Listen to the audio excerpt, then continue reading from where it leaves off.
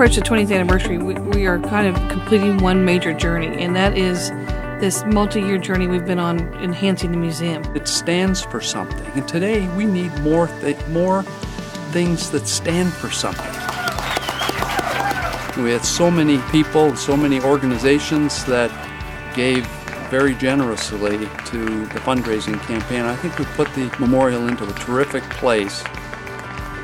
Over the years since this museum's opened, it's become a world leader in touching the public about how important this story is to the sense of people understanding. Today we are breaking down walls, symbolic in a couple of ways. A year ago we broke the walls to begin this construction.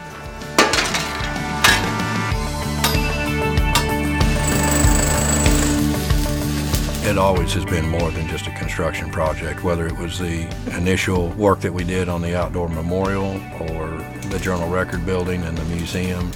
I'd say it was our ability to give back to the community.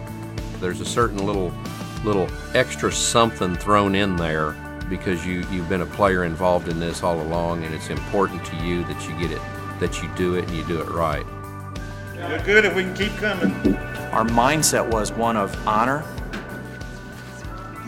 It's unique in a way that we almost felt like we owed it to the victims, to the families, to the survivors, that we get it right. The project for us was extremely emotional at times. As we're proceeding with the installations, you hear the story over and over and over again. It really drives the point home for everyone that is around it that often of what happened during that day, and really makes it kind of personal. We knew from the very beginning that media was the central artifact. The story had been reported and told through the media. Everything was reviewed 1, 2, and 3 times, and changes were made to help be certain that everything would be accurate. This may be a story about a certain day, but it's also a story about response and the thousands of people that are its storytellers. As we did when we built the museum the first time, we had some of those key stakeholders at the table: family members, survivors, rescue workers, members of the media. Hi, I'm Kristen Chenoweth. I'm a singer and an actress, but most important, I'm an Oklahoman. We went to a famous Oklahoman to help us host and begin the museum video.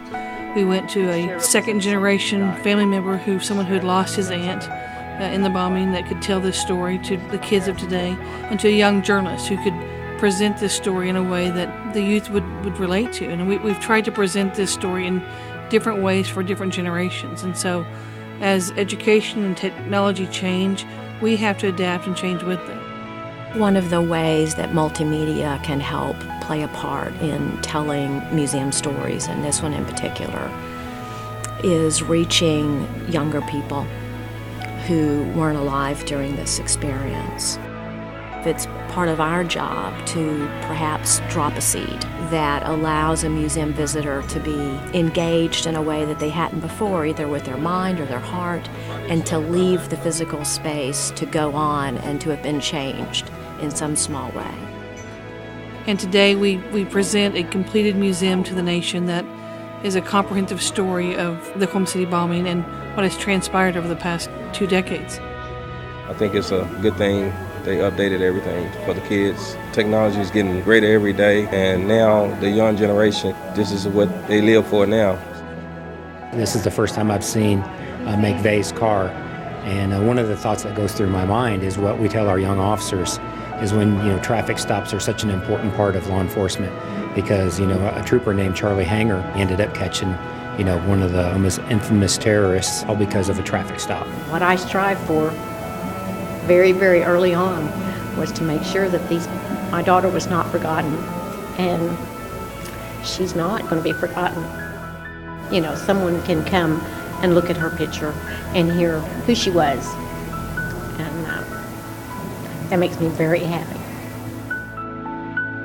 It may have been 2 decades ago, but this story is as relevant today as it was then.